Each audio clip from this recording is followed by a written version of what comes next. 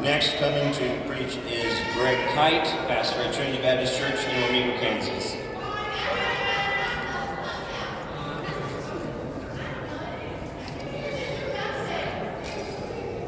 Well, my name is Greg Kite, as Kevin said. I'm a pastor at Trinity in Wamego. I've been an abolitionist since 2022. In that year, you might remember, House Bill 213 in Louisiana was meant to be brought out for a hearing. And that bill would have provided equal protection under the law for the preborn, establishing a real and true form of justice in that state. If you remember, in response to this, pro-life groups from around the nation wrote a letter stating that this bill should not be brought to the floor because of its potential to prosecute mothers who choose to murder their children.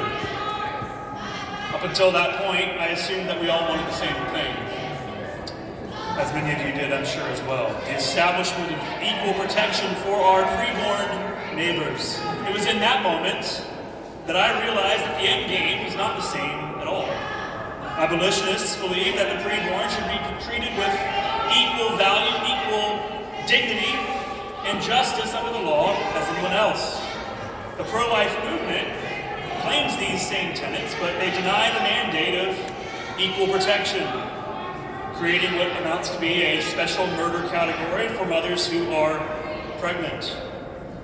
Many of you, whether spectators or legislators, might call yourselves pro-life outside of our group who has gathered here together today. You might agree that life begins at conception. You may even be perfectly comfortable calling abortion what it is, murder.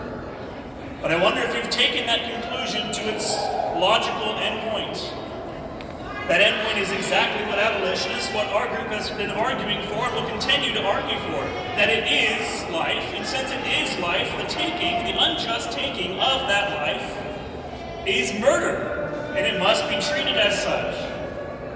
Many people, even professing Christians, refuse to take that logical step. In fact, many of those professing Christians will attempt to tell you that the kind of legislation that's representative in our Senate Bill 174, which would truly abolish abortion by providing equal protection in our state, is overly harsh or unloving. But this simply reveals something severely deficient in their thinking. Is the baby in the womb a human life, or is it not? If it is, how can we not be sickened by the idea that they are being torn limb from limb in clinics in Kansas City, in Wichita, and now in Pittsburgh? How can we not be sickened by the idea that mothers in their living rooms are taking pills to poison their children in the very place that should be the safest in all of the world for them, and then passing them into a toilet to be flushed away? How can we not be disgusted with this kind of child sacrifice? Our hearts should break. And if you are here today and you're listening to this and you're not among this group of abolitionists who have understood this, hear me. Your heart should be broken by these things. If it's not, how hardened are you? Recognize this.